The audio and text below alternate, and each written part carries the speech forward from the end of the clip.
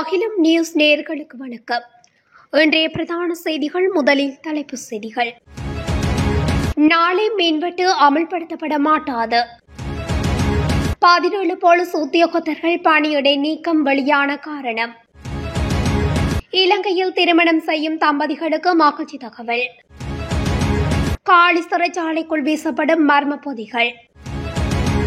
நீதிமன்றத்துக்கு செல்லும் வழியில் விபத்து, போலீஸ் அதிகாரி பலி. சபுகஸ்கந்த எண்ணெய் சுத்திகரிப்பை நவீனமயப்படுத்த அனுமதி. யாழில் மர்ம நபர்களால் தீயிட்டு எரிக்கப்பட்ட மோட்டார் சைக்கிள். நாட்டில் 13 துப்பாக்கிச் சூட்டு சம்பவங்கள் பதிவு. இவ்வருடத்தின் இதுவரையான காலப்பகுதிக்குள் வீதி விபத்துகளினால் 203 பேர் உயிரிழப்பு.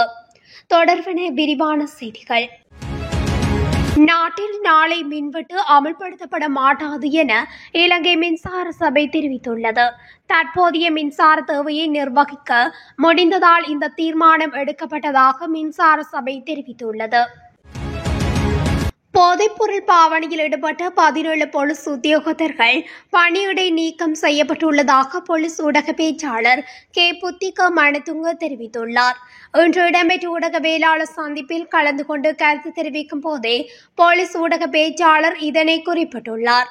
அவர் மேலும் தெரிவிக்கையில், போதைப்பொருள் பாவனையில் ஈடுபடும் போலீஸ் உத்தியோகத்தர்கள் தொடர்பில் விசாரணைகள் மேற்கொள்ளப்பட்டு வருகின்றன.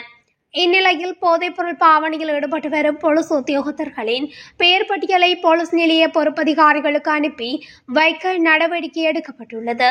எனவே போதைப்பொருள் பாவனையில் ஈடுபடுவதாக கூறப்படும் போலீஸ் உத்தியோகத்தர்களை வைத்திய பரிசோதனைக்குட்படுத்தி அவர்களை பணியிடை நீக்கம் செய்ய நடவடிக்கை எடுக்கப்பட்டுள்ளது.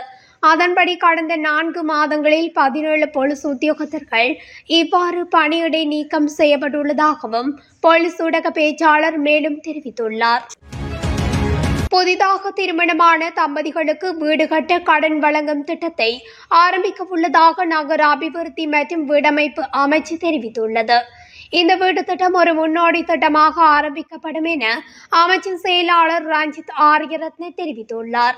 எனினும் வீடு கட்டுவதற்கு எவ்வளவு தொகை வழங்க வேண்டும் என்பது குறித்து இன்னும் முடிவு எடுக்கப்படவில்லை என செயலாளர் குறிப்பிட்டுள்ளார். அந்த வீட்டு கடன்கள் வேலையில்லாதவர்களுக்கு வழங்கப்பட உள்ளன.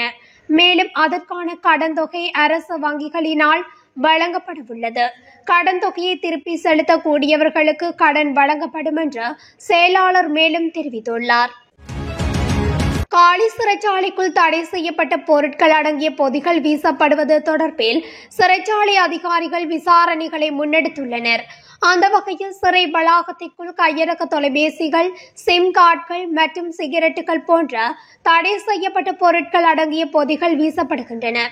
இதிலும் பெரும்பாலான பொதிகள் காலி ரயில் நிலையத்தில் இருந்து சிறை வளாகத்திற்குள் வீசப்படுவதாக சிறைச்சாலை அதிகாரிகள் தெரிவித்துள்ளனர். கடந்த நவம்பர் மாதத்தில் இருந்து தடை செய்யப்பட்ட சுமார் 25 பொதிகள் மீட்கப்பட்டுள்ளதாகவும் சிறைச்சாலை அதிகாரிகள் மேலும் தெரிவித்துள்ளமை குறிப்பிடத்தக்கது. களுத்துறை அகலவத்தை கெக்குலுக் வந்தல பிரதேசத்தில் போலீஸ் முச்சக்கர வண்டியொன்று வீதியை விட்டு விலகி விபத்துக்குள்ளானதில் போலீஸ் சார்ஜென்ட் ஒருவர் உயிரிழந்துள்ளதாக அகலவத்தை போலீசார் தெரிவித்துள்ளனர். புலட் சிங்கள போலீஸ் நிலையத்தில் கடமையாற்றும் போலீஸ் சார்ஜென்ட் ஒருவரே இவ்வாறு உயிரிழந்துள்ளார். பிடியாணை பிறப்பிக்கப்பட்ட நபர் ஒருவரை போலீஸ் முச்சக்கர வண்டியில் நீதிமன்றத்துக்கு அழைத்து செல்லும் போதே இந்த விபத்து சம்பவம் இடம்பெற்றுள்ளதாக போலீசார் தெரிவித்துள்ளனர். விபத்தின் போது முச்சக்கர வண்டியில் பயணித்த போலீஸ் கான்ஸ்டபிளும் 52 வயதுடைய பிடியாணை பிறப்பிக்கப்பட்ட நபரும் காயமடைந்துள்ள நிலையில் சிகிச்சைக்காக பின்புற வைத்தியசாலையில் அனுமதிக்கப்பட்டுள்ளனர். முச்சக்கர வண்டியை செலுத்தி சென்ற போலீஸ் கான்ஸ்டபிளுக்கு ஏற்பட்ட திடீர் சுகையினம் காரணமாக இந்த விபத்து இடம்பெற்றுள்ளதாகவும் போலீசார் தெரிவித்துள்ளனர். இது தொடர்பான மேலதிக விசாரணைகளை அகலவத்தை போலீசார் மேற்கொண்டு வருகின்றனர். சந்தை கேள்வியை பூர்த்தி செய்வதற்காக அளவுசார் மற்றும் பண்புசார் இரு பிரிவுகளிலும் சபுகஸ்கந்த எண்ணெய் சுத்திகரிப்பு நவீனமயப்படுத்துவதற்கும் மேம்படுத்துவதற்கும் அமைச்சரவை அனுமதி வழங்கியுள்ளது. இதற்கு முன்னர் இலங்கை பெட்ரோலிய கூட்டுத்தாபனம் பல்வேறு முயற்சிகளை மேற்கொண்ட போதிலும் அவை வெற்றியளிக்கவில்லை என அமைச்சரவை ஊடக பேச்சாளர் நலிந்த ஜேதிச தெரிவித்துள்ளார். அமைச்சரவை முடிவுகளை அறிவிக்கும் ஊடகவியலாளர் சந்திப்பில் கலந்து கொண்டு அமைச்சர் இதனை தெரிவித்துள்ளார்.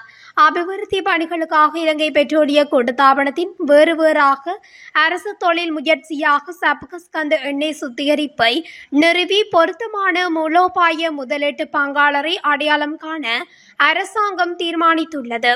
திருகோணமலை பிரதேசத்தில் புதிய எண்ணெய் சுத்திகரிப்பை நிறுவுவதற்கான இயலுமைகளை கண்டறிந்து தேவையான நடவடிக்கைகளை மேற்கொள்வதற்கு இதற்கு முன்னர் அமைச்சரவை அங்கீகாரம் வழங்கப்பட்டிருந்தது.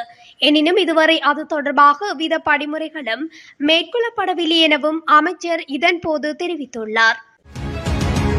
யாழ்ப்பாணம் கோப்பாய் போலீஸ் பிரிவுக்குட்பட்ட உரும்புராய் பகுதியில் வீடு ஒன்றில் நிறுத்தி வைக்கப்பட்டிருந்த மோட்டார் சைக்கிளை வன்முறை குழு ஒன்று தீயிட்டு எரித்துள்ளது.